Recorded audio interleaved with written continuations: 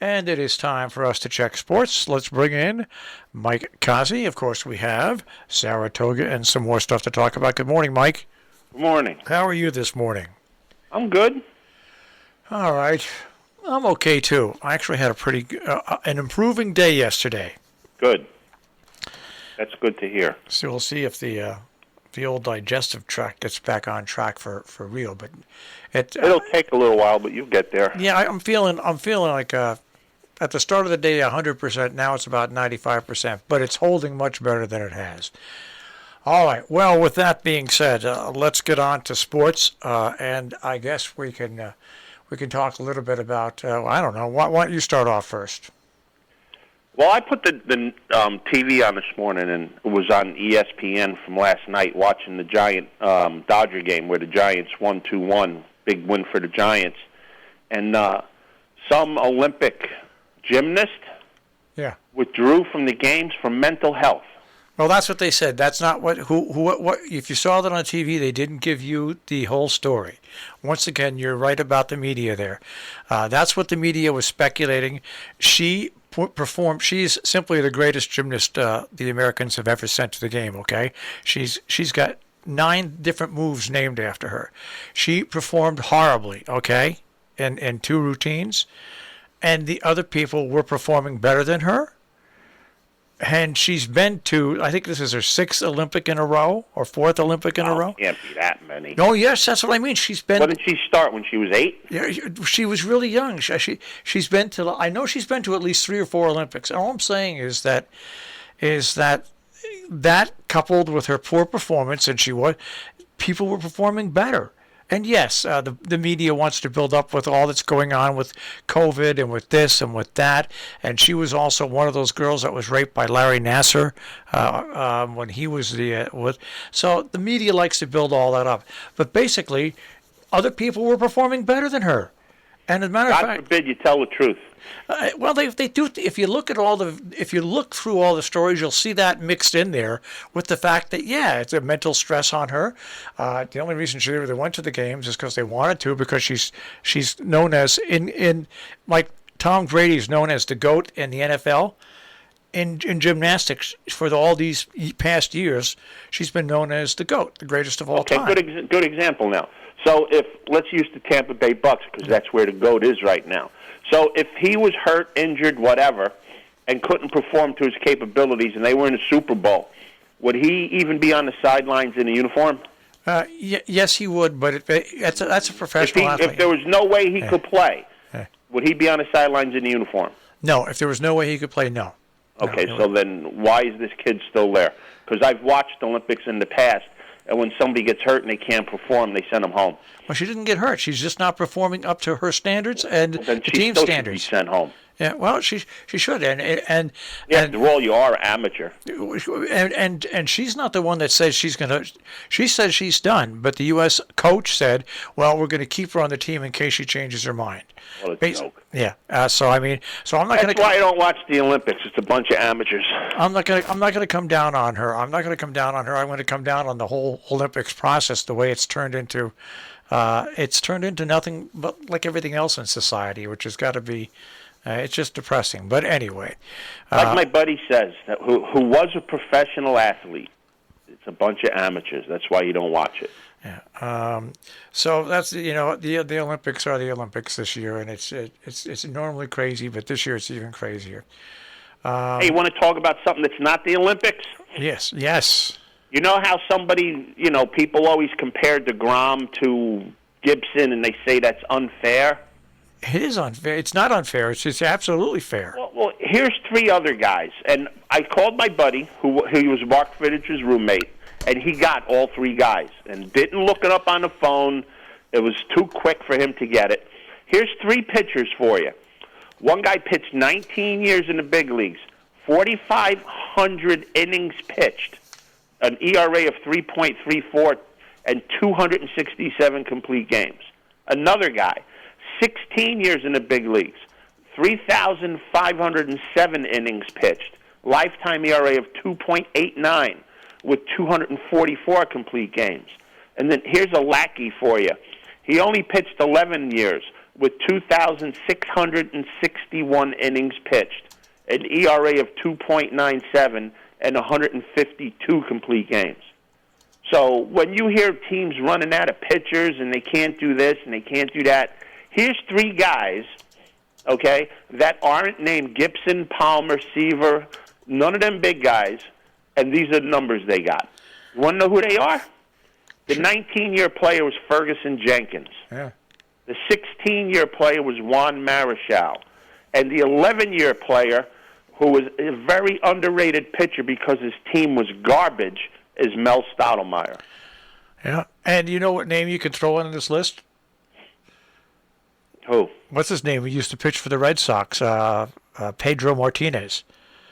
He is a far better pitcher and more consistent if you look at his stats. As a matter of fact, I would put Pedro Martinez as a modern-day ball player in the top 5 to 7 pitchers ever in the league. But, I mean, last night you have the Mets sacrificing the game against the team that's chasing them because they have no pitching. But yet they used, probably 5 pitchers. So if you used 5 pitchers, start one and let them go. Let them go. Let them eat up innings. Baseball teams used to have pitchers that were called inning eaters, that when you fell behind early or something, you put them in and you knew you were going to get 5 or 6 innings out of them. You don't get 5 or 6 innings out of starters now. The whole thing's screwed up. So to say that to compare to Grom against one of the best pitchers, if not the best pitcher in baseball, is unfair. Here's 3 other guys. Can you compare them to them? No, you can't. Between them, they pitched over 600 complete games. It's ridiculous. And these guys cry about pitching? Come on, give me a break. Get the game back to what it was. It's garbage now. It really is. It really is pretty. It's pretty amazing to see. Hey, this Montgomery guy for the Yankees. He's no kid. Well, he's no kid, but he's had some. Thank God, some decent outings. Otherwise, they'd even be further behind. Yeah, he pitched 5 innings last night. But that's what they should leave him in. Well, they can't because he threw 102 pitches. If he throws 105, he automatically disintegrates on the pitching mound. I know. That's what you think. That's what you're beginning to think. Well, that's my point, Marshall. The guy pitched 5 innings, gave up 5 hits. He gave up no runs. He threw 102 pitches. That's a lot of pitches, okay, in today's game. But he gave up no runs. After that, you use 4 other guys. 4 other guys. So those 4 other guys probably can't throw today. So if you let Montgomery go 2 more and throw 125 pitches and pitch 7 innings, 2 of those 4 guys don't have to pitch. It's a vicious circle that eats itself. But these guys keep playing into it, and they keep on doing it. It's ridiculous. And the arms are getting tired, and the arms are getting old. And if teams make the playoffs and they try to do this, like I said years ago with Tampa Bay, it's not going to work. It's not going to work. It's been proven that way. So the Yankees should have let Montgomery go. And another thing that me and my friend discuss all the time, when you use these pitchers, you're kind of playing Russian roulette. When you use 5, 6 pitchers a game, you're counting on all 5 or 6 to be stellar. Not going to happen. All you need 1 is to rock the boat, and you probably lose the game. It's ridiculous. People get outs, let them pitch. Yeah, it really is. When you look at it, it really is. It's a different game. What more can you say? And the Mets lost to the Braves last night, 102-4, but they don't care. They don't care. The Yankees won last night. I think Boston won, so they gained no ground. But no, Boston didn't play last night. No. That's right. They got rained out. Well, all the best the Yankees have to hope. The best the Yankees have to hope for, and it is hope, a slim hope, is that they can make a wild card game. But you know what? They're just not consistent enough. They're not coached well enough. They're not consistent enough. And well, they're not going to catch Tampa. Tampa, I think, is 7 games ahead of them. So Tampa's one wild card team they can't catch.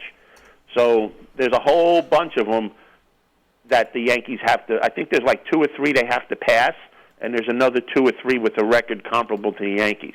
So I think they got about 60 games left. They're going to have to win 40 out of 60 games to make the playoffs. The Yankees are 2.5 games behind Oakland.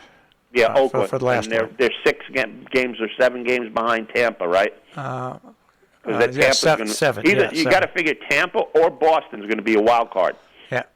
So they're not going to catch them. Yeah. No, that's what I'm saying. I'm just saying that as a big Yankee fan, it's not there this year, folks. It's just not there, and that's all I'm going to say about and neither that. are the Mets. The Mets, forget about the Mets. You hear people say, "Oh, they're in a bad division." Good. Guess what? When you get out of the division, you got to play other teams in the playoffs. So if by some stroke of luck the Mets make the playoffs, win in the East Division, which is the only way they can make it, they're going to go to the playoffs and be a sacrificial lamb. Because what's today's date? The 28th? Yeah. You could write it down. The Grom's only pitching 3 more games this year, if that. In my opinion, he's done. You won't see him pitch anymore this year. Yeah, the Mets are 3.5 games ahead of Philadelphia and 4 ahead of Atlanta. Well, they'll be 2 ahead of Atlanta when they beat them today and tomorrow. It's panic time. And, of course, I think we talked about this. Strasburg is having season-ending neck surgery. The Nationals. Out all the time. That's a guy, he's going to be hard-pressed to find a home in Major League Baseball in the next couple of years. He's hurt all the time. So, what about Saratoga? We got one today. I don't think it's raining up there. Hopefully it won't be. No, it's not. It's going to be a nice day up there. The 7th race, it's a $100,000 claiming race going a mile and 16th on inner turf. So if you want to reach into your pocket, Marshall, your grand today. Play today is going to be the 7, Sweet Melania, trained by Todd Pletcher. This horse hasn't been seen since April. If you look at his last 2 races, they weren't that good. But if you look at them good, you could see he ran without Lasix. Lasix is back on board today. Horse has never been worse than second. 3 starts up at Saratoga. And he has an important quality in this field today, running on the inner turf. He looks like the lone speed of the race. So play of the day is going to be the 7 in the 7th race, Sweet Melania. That's the play of the day. That's it. All right. I guess we'll check with you later on this week. I'll be back tomorrow. Oh, that's right, because it's Saratoga. That's right. See? Oh, I'm not fully back yet. Okay. I am. Don't worry, you get a pass. You are on the DL, legitimately. Don't worry about it. All right, and DL means disabled list. Yeah. All right, Mike, I'll speak to you tomorrow. Have a great one, guys. Take care. Mike Cozzi with a check on sports this morning here on The Breakfast Club on Robin Hood Radio.